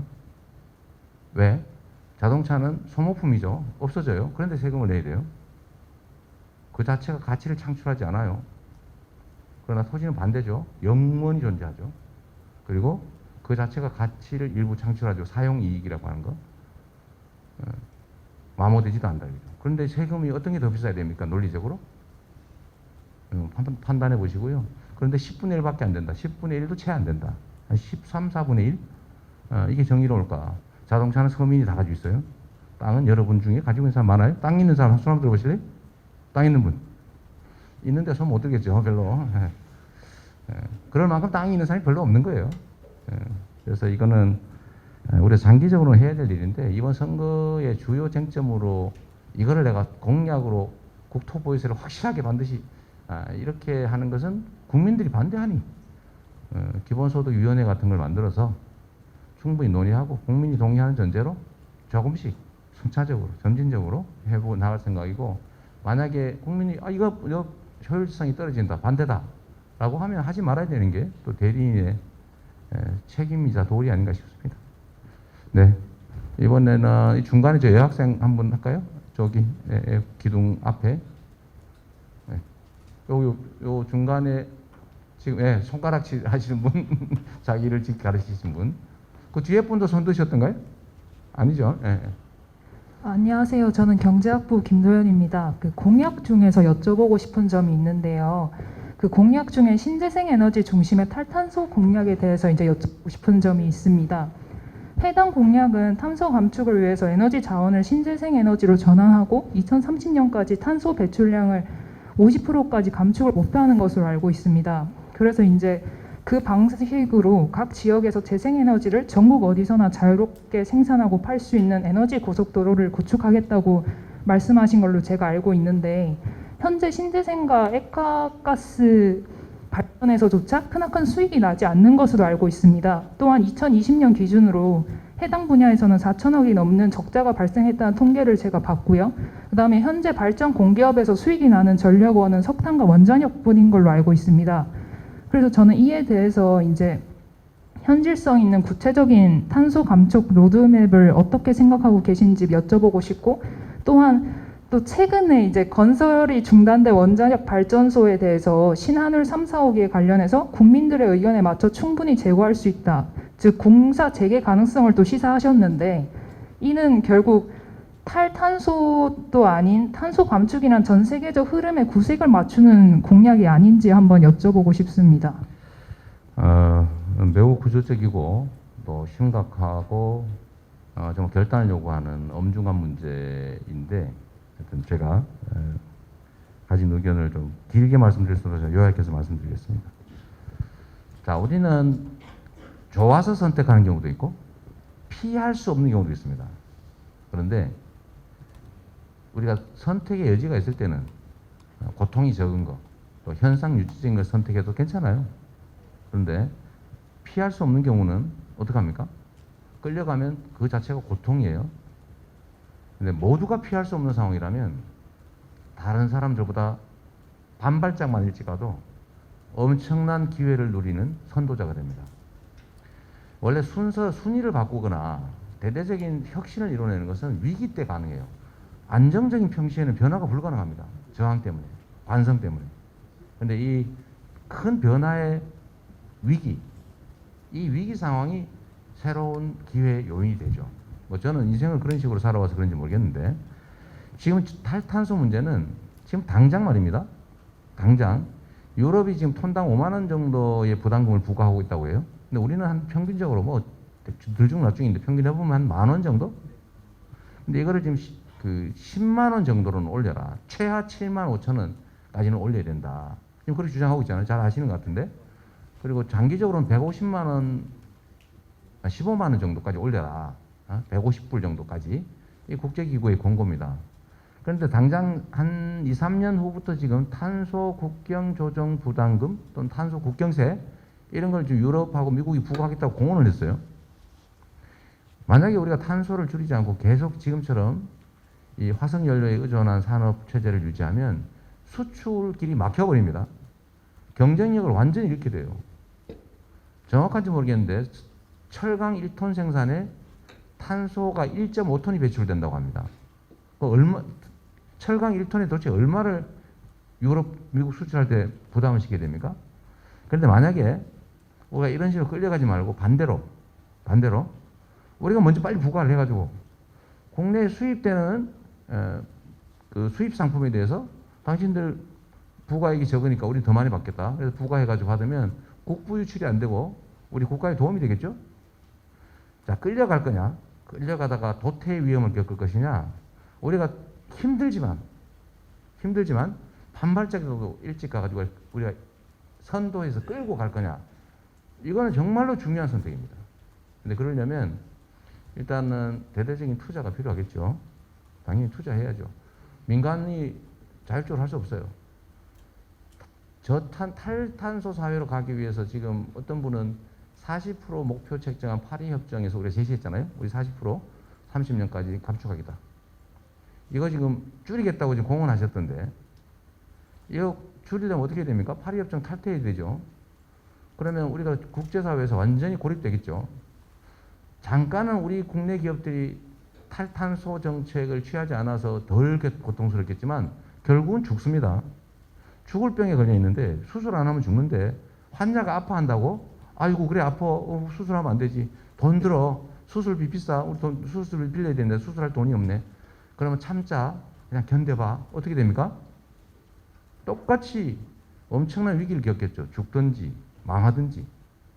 그래서 이건 우리가 가야 될 길인데 그럼 어떻게 가능하냐 그게. 지금 이제 사업성 얘기도 했는데 크게 보면 신재생 에너지 중에 이미 그 풍력 발전, 북유럽 같은데 풍력 발전이나 아니면 유럽의 태양광 발전이 이미 화석 연료 효율성을 넘어섰습니다. 곧 원전도 넘어설 거라고 봐요. 10년 이내에. 그러니까 지금 원전에 우리는 엄청나게 싸다고 생각하지만 엄청나게 위험하잖아요. 수만 년 우리 후손한테 관리 비용 위험 부담을 떠넘기지 않습니까? 그게 진짜 싼지도 모르겠고 그러나 그것조차도 앞으로 10년 이내에 소위 그리드 페리티를 겪게 된다. 즉 생산 원가가 신재생 에너지가 더 싸지는 사회가 온다. 10년 안에. 일반적인 예측이에요. 그러니까 그 방향으로 가야 되는데 결국은 끌려갈 수밖에 없습니다. 대신에 우리가 조금만 일찍 가면 새로운 길이 열리겠죠. 그래서 제가 에너지 고속도로를 얘기한 이유는 지금 뭐 저기 당진 이런 데서 막 석탄 막 떼가지고 막 전기 막 만들어내가지고 막 공기 마구 오염시키면서 생산을 해가지고 전국으로 보내주고 있잖아요. 반대로 가자 이제는. 소위 분산형 에너지 생산 시스템으로 가야 된다. 이미 유럽은 그렇게 하고 있어요. 독일 이미 뭐 원전 다 대체하고 있지 않습니까? 훨씬 싸요 이미. 대규모 투자를 했기 때문에. 그래서 우리도 그 길을 가야 되는데 송배전망을 지능형으로 바꾸고 왜냐하면 재생에너지는 들쭉날쭉하기 때문에 이걸 조정하고 통제할 예를 들면 가상발전소 이런 것도 잘 만들고 시스템도 잘 만들고 풍력 발전이나 태양광 발전 설비 회사도 많이 생기고 수립 보존해야 되고 기술 개발해야 되고 하여튼 그 영역에서 수입도 대체하면서 새로운 산업이 생겨날 수 있다. 대신에 이걸 민간 기업에 맡기면 힘드니까 어려울 때 정부의 대대적 투자를 통해서 국가가 역할을 크게 하자. 이걸 통해서 경제 부흥을 해 나가자. 다른 나라보다 우리가 조금 힘들고 조금 시끄럽지만 조금만 빨리 가면 우리가 세계적인 경제 그 국가 순위를 바꿀 수 있는 절호의 찬스라고 저는 보는 겁니다. 다만 이제 결단이 필요하지 않을까 싶어요. 원자력 발전소 재개 문제는 아까 제가 말씀드린 이 소위 그리드 페리트하고 좀 관계가 있는데 곧 생산 원가가 신재생 에너지보다 더 높아질 가능성이 있다. 그거는 지금 계속 떨어지고 있으니까 신재생 에너지 발전 단가는. 근데 곧 원자력까지도 대체하게 될 거다라고 하는 상황이기 때문에 좀 장기적으로는 신재생 에너지 중심으로 가고 위험하고 실질적으로는 결코 싸지 않는 이 원전은 점차적으로 이미 있는 거 잘 쓰고 이미 짓고 있는 거 잘 짓고 쓸 수 있는 기간 다 쓰고 기간이 되면 서서히 순차적으로 폐쇄해 나가면서 신재생 에너지로 전환해 나가면 되겠다라는 생각을 합니다. 한울 3, 4호기 얘기가 이제 그 경계선에 있죠. 이게 짓던 건지 지으려고 시도한 건지 그냥 계획한 건지가 불명해요. 그 경계선에 딱 걸렸습니다. 설계까지 했잖아요, 그죠? 7천억 들었다는데 매몰 비용 7천원을 감수하면서 추가로 지을 거냐 말 거냐 문제는 문재인 정부에서도 판단이 잘 어려우니까 국민 공론화를 거쳐서 일단 안 짓는 걸로 결론을 냈는데 역시 이것도 논쟁이 엄청나게 많습니다. 지금 현재 딱 멈춰 있는 상태니까요. 그래서 이것도 역시 저는 국민의 뜻에 맡기는 방향을 검토해 봐야 된다. 우리가 한 번 정했다고 언제나 바로 가야 된다. 한 번 결정하면 후퇴하지 말아야 된다. 이거 벽창호 아닙니까? 그러면 안 되는 거죠. 국민의 뜻이 중요하고 또 그때와 지금의 현실적인 경제 상황도 비교해 봐야 되고 이번에 지으면 60년을 쓸 수 있다니까 새로 지금 이제 짓고 있는 거 말고 만약 3, 4호기, 한울 3, 4호기 같은 거 짓는다고 하면 아마 2090년 정도까지 쓰게 될 텐데 2084년과 2090년 사이에 과연 대체를 충분히 할 수 있지 않을까라는 측면에서는 그냥 유지하는 게 좋겠고 그러나 당장은 또 다른 판단을 할 수도 있죠. 아까 하나 더 있었는데 그거는 좀 생략하도록 하겠습니다. 다른 분들 기회를 위해서. 네, 또. 네, 우리 마이크 어디 있어요? 자, 이 앞에 한번 저 뒤에 저 강화로 계신 거 아니에요? 네, 중간에. 다음에는 요 앞으로 할 때 준비해 주세요. 우리 서울대 경제학부 학생들의 질문 수준이 너무 높아가지고 엄청 힘듭니다. 네. 네, 서울대 경제학부 조시현입니다. 후보님 말씀해 주신 내용 잘 들었고요. 저는 노동정책에 대해서 질문을 드려보도록 하겠습니다. 주 52시간제와 최저임금제는 블루칼라, 화이트칼라 관계없이 임금 근로자층의 최선의 보루라고 생각을 합니다. 이제 최근에 어떤 후보께서 그것을 무력화시키겠다라고 말씀하셔서 논란이 있었습니다만 그런데 이재명 캠프의 관련 공약에도 채워지지 않은 점이 있다고 생각을 하는데요.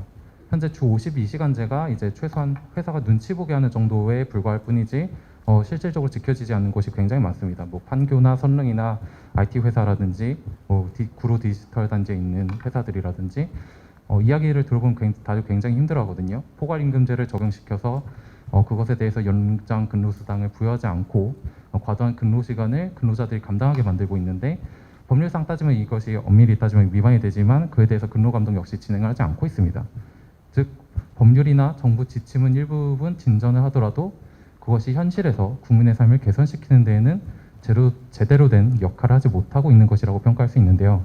그래서 만약에 다음 대통령이 되신다면 이런 문제들을 해결을 하셔야 될 텐데 후보님께서 갖고 계신 포괄임금제 등에 대한 입장과 그리고 주 50시간과 같은 제도들을 어떻게 실질적으로 근로자들이 일하는 직장에 확립시킬 것인지에 대해서 견해를 말씀해 주시면 좋겠습니다. 네. 이것도 뭐 최근에 여러 가지 의견들이 충돌하는 중요 문제인 것 같습니다. 우리 세대별로 노동자들이 원하는 노동의 상이 좀 다른 것 같아요. 그러니까 과거에 우리는 안정적으로 돈을 많이 버는 게 제일 중요한 기준이었던 것 같아요. 근데 지금의 이제 새로운 세대들은 칼퇴근, 그 다음에 좀 뭐라 그럴까요? 좀 품격 있는 직장? 이런 것들을 많이 선호하지 않나 싶어요. 그래서 저는 인류 역사를 좀 이게 되돌아봐도 결국은 생산성이 향상되면서 인간 노동에 대한 의존도가 점점 떨어지지 않습니까?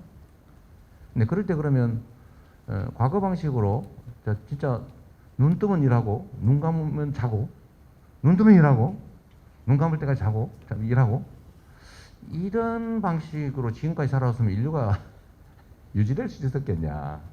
근데 결국 어떻게 해결했냐면 노동시간 단축으로 해결해 온 거예요. 해 뜨고 질 때까지만 일하자. 12시간만 일하자. 8시간만 일하자. 8시간만 일하자. 아니, 주 5일만 일하자. 지금 이제 주 3일도 많죠. 북유럽은 많이 있습니다. 어쨌든 노동시간 단축은 인류가 생산력이 향상됨에 따라서 피할 수 없는 그 경로입니다. 그러니까 52시간제 다시 후퇴시키자. 안 그래도 전 세계에서 우리 노동자들이 제일 일 많이 하는 건 아시죠? 전 세계에서 노동 생산성이 제일 낮아요.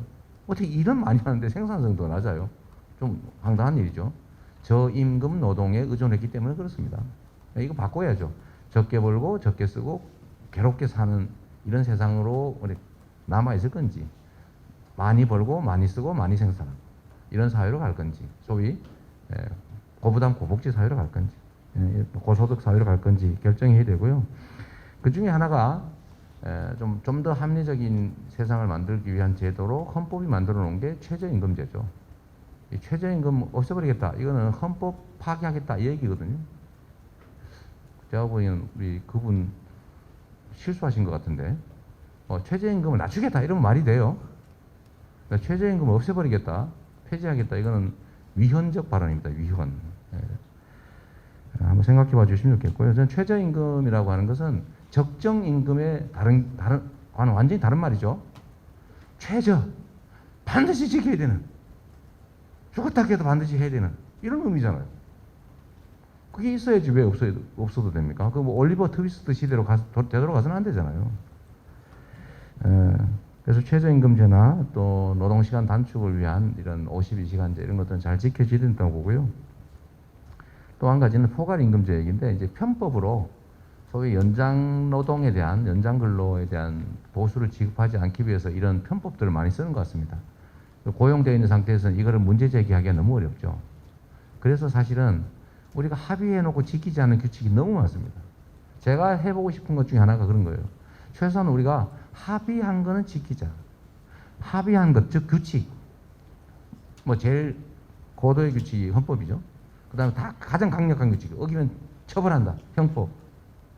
그 외에 각종 행정법규, 민사적 약속 또는 뭐 상식과 규칙 이런 것들을 어겨서 이익을 볼 수 없게 이런 것들을 지키더라도 손해보지 않는 그게 합리적이고 예측 가능한 사회 아니겠습니까? 저는 그 사회를 만드는 게 제 1목표예요. 이미 약속한 건 지키자. 그 중에 하나가 노동법인데 문제는 안 지키죠. 근데 말을 못해요. 말하면 이렇게 그만둬야 되니까. 그럼 어떻게 해야 됩니까? 그런 부분을 국가가 지켜줘야죠. 그래서 본인이 신고하지 않더라도 국가가 직권으로 조사해서 아 이런 문제가 있네요. 직권조사가 나왔습니다. 누가 뭐 말해서 그런 거 아니에요. 아 이런 문제가 있습니다. 이거 시정하세요. 다 설문조사해 아 이런 문제가 있다는데 시정하라. 안 하면 제재하겠습니다. 이게 국가가 할 역할이죠. 근데 문제는 이런 역할을 할 의지도 없고 두 번째 그 의지를 실현할 인력도 없다는 거죠. 소위 근로감독관 우리나라에 이 감독해야 될 업체가 300~400만 개 되는데 근로감독관 몇 명인지 아세요? 원래 2,000명도 없었는데 이번 정부에서 한 1,000명 늘려가지고 2,900명인가 이쯤 됩니다. 그러니까 완전히 방치예요. 위반을 해가지고 걸리면 그 사람의 문제만 해결하면 그냥 아무 문제가 없게 또 무마돼요. 그러니까 위반하는 만큼 이익이죠. 위반을 하라고 우리 사회가 고사를 지내고 있는 겁니다. 이런 사회는 미래가 없죠. 그래서 이런 문제는 저 같으면 정해진 규칙은 반드시 지킨다. 그런 사회를 만드는 게 첫 번째 과제입니다. 그래야 믿을 수 있잖아요. 네, 또 마이크 앞에 하기로 아까 했으니까 앞에 5분만 하도록 하겠습니다. 그러면 네. 물어서 그러시죠. 이분 지금부터는 몇 분 같이 몰아서 네. 하도록 하겠습니다. 안녕하세요. 경제학부 송민주입니다. 저는 짧은 질문과 긴 질문이 있는데요. 먼저 그 야당의 윤석열 후보님 있지 않습니까? 윤석열 후보님도 여러 가지 경제 공약들을 제시한 걸로 알고 있는데 그 윤석열 후보님과 비교해서 이재명 후보님 공약에는 어떠한 그 비교 우위가 있을지 경쟁력이 있을지 여쭙고 싶고 그리고 기본대출 얘기를 말씀하셨는데 그 SNS에 연체율을 0.1, 0.2%로 계산하고 그 재정 부담이 얼마 들지 않는다라고 말씀을 하셨는데 이 0.1, 0.2%의 경우는 그 고신용자들이 대출을 받는 시중은행의 연체율을 의미하고, 그리고 서민금융상품 햇살론 경우에는 10%에 달한다고 알고 있거든요. 그래서 보통 그 김병욱 더불어민주당 의원께서 발의하신 기본대출법 발의안에도 연체율을 10%로 잡고 계산하셨는데, 이렇게 너무 연체율을 과소평가하심으로써 발생하는 재정 부담의 문제를 간과하신 건 아닌지도 여쭤보고 싶습니다.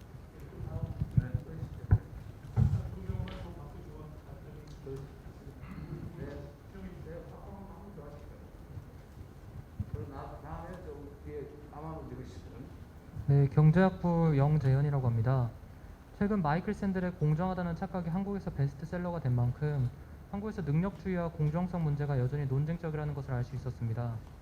서울대학교 경제학부 김세직 교수님에 따르면 장기 성장률이 2000년 초부터 5년마다 1%씩 감소하고 있다고 합니다. 이 말은 즉 공정성을 표방한 정부에서도 능력주의를 표방한 정부에서도 20년간의 장기 경제 성장률의 감소를 막을 수 없었다는 것입니다. 이전 정부의 저성장 문제에 대해 그리고 경제 성장 문제에 대해 공정성과 능력주의와 결부하여 어떤 생각을 갖고 계신지 여쭙고 싶습니다.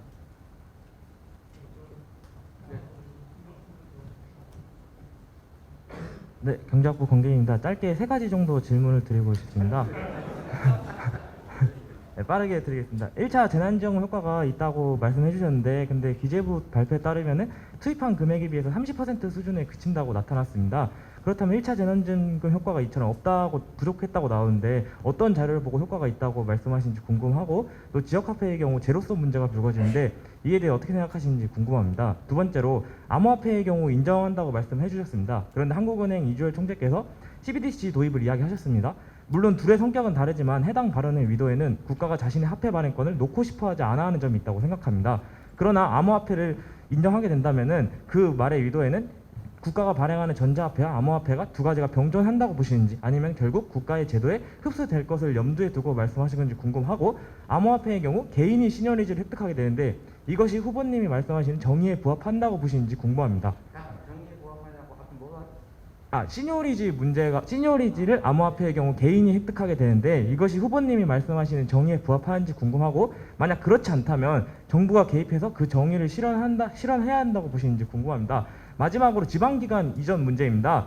지방기관 이전에 후보님께서 서울대를 포함시켜서 말씀해 주셨습니다. 이처럼 선거 기간만 되면은 서울대 때리기가 정치권에서 이어지고 있습니다. 그렇다면 과연 서울대생들이 이렇게 모인 앞에서 지방 이전을 자신 있게 말씀하실 수 있으신지 궁금합니다. 즉 서울대 부지를 이전하여서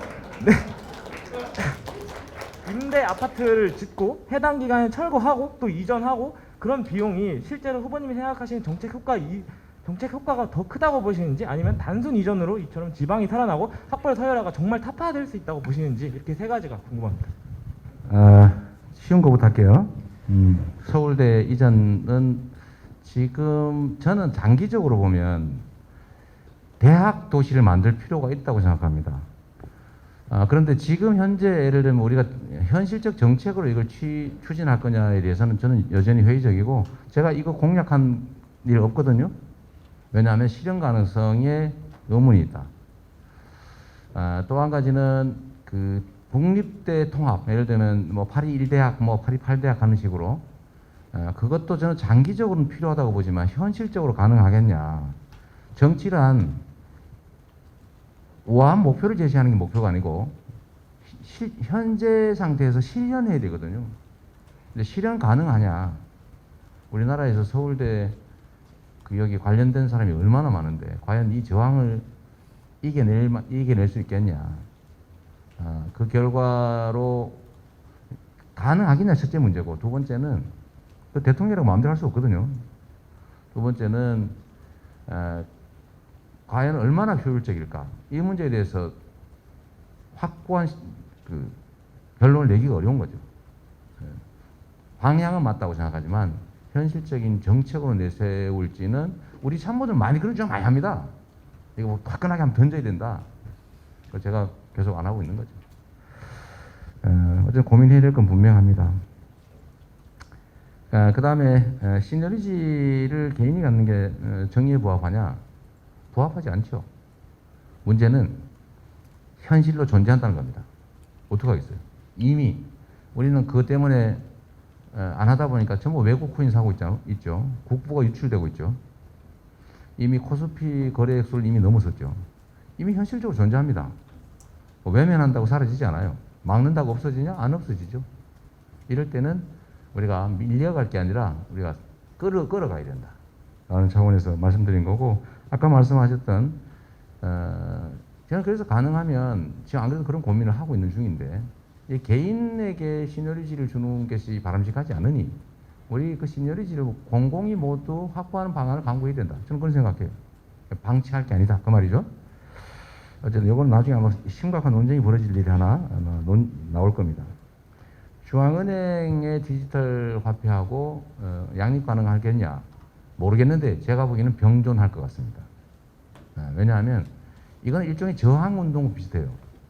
국가 발권력에 도전한 겁니다, 사실. 기존 금융 체제에 저항한 거예요. 그러니까 개인들이 예를 들면 자기들이 막 거래하는데 수수료가 없어요. 예를 들면 인도 사람이 그 한국에서 돈 벌어가지고 송금을 해야 되는데 기존 금융 체계를 이용하면 수수료가 엄청나요. 뭐 환전해야지, 송금 수수료 나오지, 그렇잖아요. 근데 이거 가상화폐로 거래하면 수수료 하나도 없습니다. 깔끔하죠. 즉각 시간도 안 걸려요. 얼마나 편해요, 그냥. 그래서 이거는 현실로 계속 존재할 가능성이 높다라는 생각이 듭니다. 지역화폐 제로섬 아니냐? 수평적으로는 제로섬이 맞습니다. 모든 데가 똑같이 발행하면 지역 이동은 없어지겠죠. 그러나 제가 주목한 것은 지역화폐는 수평 이동이 아닙니다. 매출의 수평 이동이 아니고 매출의 수직 이동. 대형 유통 기업으로부터 매출을 동네 골목 상권에 뿌린 거예요. 이건 엄청나게 효과가 큰 부분인데 실제 이게 주 목표고, 그런데 그 모 기관은 이걸 일부러 대상에서 제외해버렸죠. 수평 이동만 가지고 효과 없다라고 한 거예요.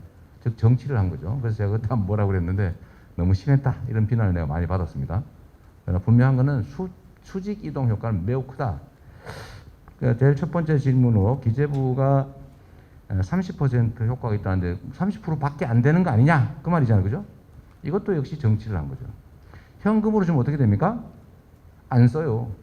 쉽게 말해 제로다. 일본이 현금으로 1인당 10만 원씩 지급을 했더니 요새는 좀 더 썼을지 모르겠는데 상당한 시간이 지난 다음에도 지출한 금액이 10%밖에 안 됐다는 거예요. 90%는 그냥 가지고 있어요. 미국도 비슷했습니다. 그 수표로 줬잖아요. 그때 보니까 한참 한 6개월이나 한 1년 가까이 지난 다음에도 작년 말쯤에 제가 기억하는데 45%밖에 안 썼다는 거예요. 우리는 다 쓰고 추가로 31%를 썼다. 효과가 있는 거예요. 근데 이거를 효과가 없다고 하면 뭐 해석이죠. 뭐 해석이야 각자 하기 나름이니까 그 얘기하시고, 이 두 번째 질문하신 분이 너무 어려운 질문인데 이 능력주의와 공정성에 관한 얘기, 이 정말 철학적으로 깊은 논쟁이 필요한 일이죠. 뭐 길게 얘기하기는 어려운데 딱 그 말이 맞습니다. 대통령 임기 하나마다 5%씩 성장률이 떨어졌어요. 근데 이게 그 특정 시기에 정부의 무능함이냐라고 얘기하면 반드시 그렇다고는 할 수 없어요. 세계적인 추세였습니다. 원래 경제 규모가 커지면 커질수록 선진국일수록 성장률이 떨어져요. 근데 성장률이 떨어지는 이유가 좀 달라요. 우리는 불평등, 격차가 큰 원인이 됐다고 저는 생각합니다.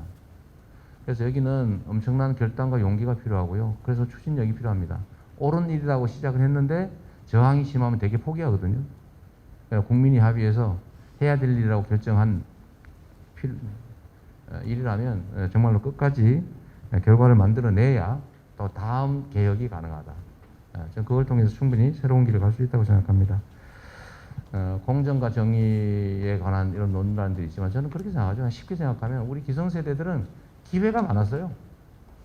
사회적 정의, 그래 이거 바람직한 일이야. 내가 약간 손해볼 수 있어. 이렇게 살았어요. 그래도 큰 문제 없었습니다. 그래 지금 세대들은 정의 개나 주라 그래요. 일단 내가 죽게 생겼는데 이걸 예를 들면 부도덕하다고 비난할 수 있겠습니까? 어쩔 수 없는 현실이 그런데. 그래서 지금 해야 될 일은 그런 상황에서 벗어나게 하는 거죠. 정의롭게 사는 것이 공정한 사회를 만들어야 되고, 그건 뭐 너무 궁극적으로 도달하기 어려울지 몰라도, 그러나 정의라고 하는데 나의 약간의 공정성에 대한 열망을 조금은 양보할 수 있는 사회, 즉 여유 있는 사회, 기회가 그래도 조금 넘치지 않더라도 기회가 충분한 사회, 그 사회로 가야 되는 거고, 그게 결국은 정치인이 할 일 아니겠나 싶어요. 저 같은 사람들이 해야 될 일인 거죠. 그다음에 첫 번째 질문해 주셨던 우리 윤석열 후보의 공약과 이재명의 공약이 뭐가 다르냐? 아까 0.1%는 말씀하신 게 맞아요. 이걸 제가 호도하기 위해서 하는 얘기는 아니고 전체를 보면 연체율이 이 정도밖에 안 된다는 얘기를 한 거고, 제가 경기도에서 설계할 때는 5% 손실을 예상하고 한 겁니다. 그건 또 자산 소득 가리지 않고 모든 청년 20만 명에게 500만 원씩 지원할 경우에 1조 원이 필요한데, 이 중에 5% 정도, 전체예요. 신용 불량자 중에서 5% 아니고 전체 중에서 5% 손실될 것이라고 예상해서 500억을 책정을 했는데, 즉 1조 원을 10년간 연 3%로 빌려주는 거예요.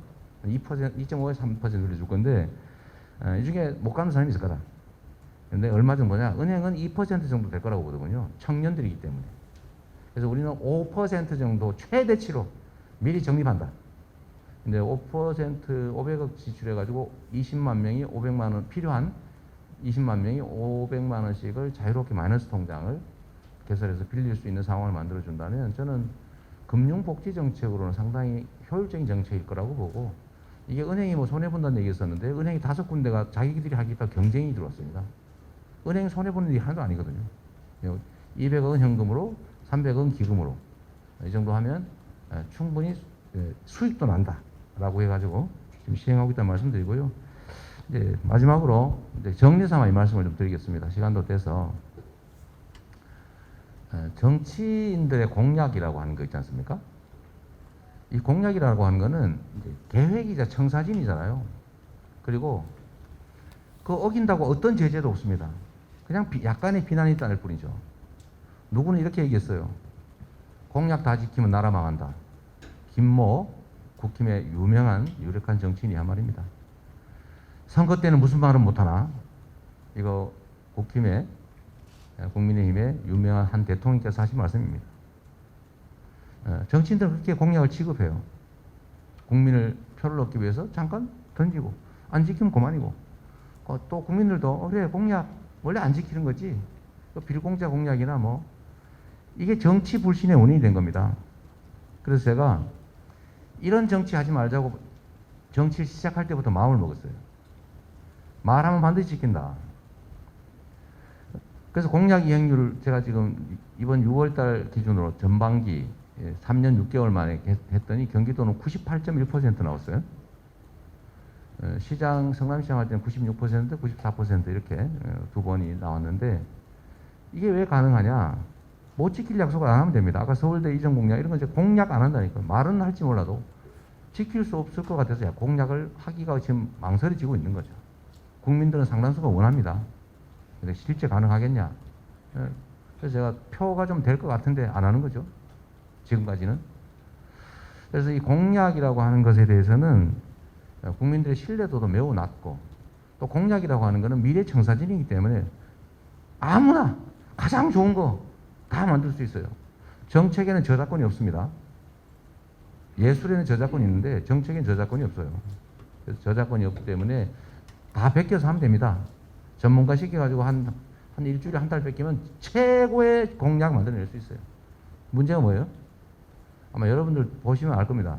하는 얘기가 다 거의 비슷비슷한 상황이 올 겁니다. 야당, 여당 가릴 것 없이 하는 얘기가 하겠다는 얘기가 다 비슷해요. 딱 국민이 원하는 건 다 한다고 그럴 테니까. 차이는 딱 한 게 있습니다.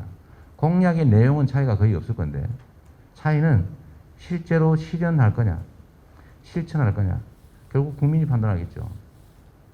그리고 그 판단으로 결판이 나겠죠. 그런데 실현할지 안 할지 판단은 개인의 미래에 대해서 정확히 알 수 없습니다. 정치인들 하도 거짓말을 많이 했기 때문에 니도 거짓말 하겠지라고 할 거예요. 그래도 하나의 근거는 있습니다. 제가 가장 자신하는 부분이 그거죠. 어떤 사람의 미래는 그 사람의 과거를 현재라는 거울에 비춰본 겁니다. 그의 살아온 과거 행적이 곧 미래로 이어질 가능성이 훨씬 높은 거죠. 그래서 저는 약속한 걸 지켜왔고, 또 나름 성남시장 또 경기도지사를 하면서 그 작은 도구로 큰 성과를 나름 냈기 때문에 국민들께서 불러주신 거죠. 저는 백도 없고 세력도 없고 뭐 가진 게 별로 없어요. 그래도 이 자리까지 온 거는 성남시장 경기도지사 하면서 맡겨놨더니 뭘 하더라. 그게 빈말이 아니라 실적이 있더라 라고 하는 것이기 때문에 저는 결국은 실현 가능성, 실적 이걸로 국민들께서 판단할 거라고 믿고 또 그렇게 되도록 기대합니다. 네, 고맙습니다. 네. 시간이라는 제한된 리소스가 문제입니다. 아무튼 모든 게. 자, 우리 유심히 보니까 경제학부 후드티를 입고 계시네요. 이거 내가 굉장히 좀 놀라운데, 거기서 구해 입고 오신다고 하더라고요. 학생분들 이제 좀 사진 찍고 싶은 분들 나오시고요. 이게 뭐 시간이 부족해서 단체로도 찍고 이렇게 했으면 좋겠습니다. 끝으로 후보님께 제가 두 가지 공약을 부탁드리겠습니다. 첫째, 만에 하나 말이지. 50%가 넘을 수 있는데 대통령이 되시면 가능하실 것 같습니다. 유력하실 것 같습니다. 요 83동 305에 다시 한번 오시는 겁니다. 오늘 좀 잘 진행되다가 시간이 부족해서 적극적으로 검토하는 하겠습니다. 두 번째 공약. 우리 경제학부 교수들이 정말 이제는 진짜 새로운 우리 한국경제의 길을 찾아야겠다고 그래서 이 책을 냈습니다. 얼마 전에 여러분 혁신의 시작이라 아까 개혁과 혁신 얘기를 하셨는데 이 책을 후보님은 물론이고 후보님 캠프에 경제하시는 분들을 꼭 읽도록 해주십시오. 제가 이렇게 썼습니다. 이재명 후보님께 젊은 우리 청년들과 함께 분노의 시대를 넘어 새 희망의 시대를 꼭 열어주십시오. 서울대 경제학부 금융경제세미나 담당 교수 수강학생 1동 이렇게 드리겠습니다. 네, 우리 다시 한번 뜨거운 박수 부탁드리고 우리 90일 남았습니다만 큰 성원 부탁드리겠습니다. 우리 학생분들 사진 찍으실 분들 나와주세요. 시간이 많죠.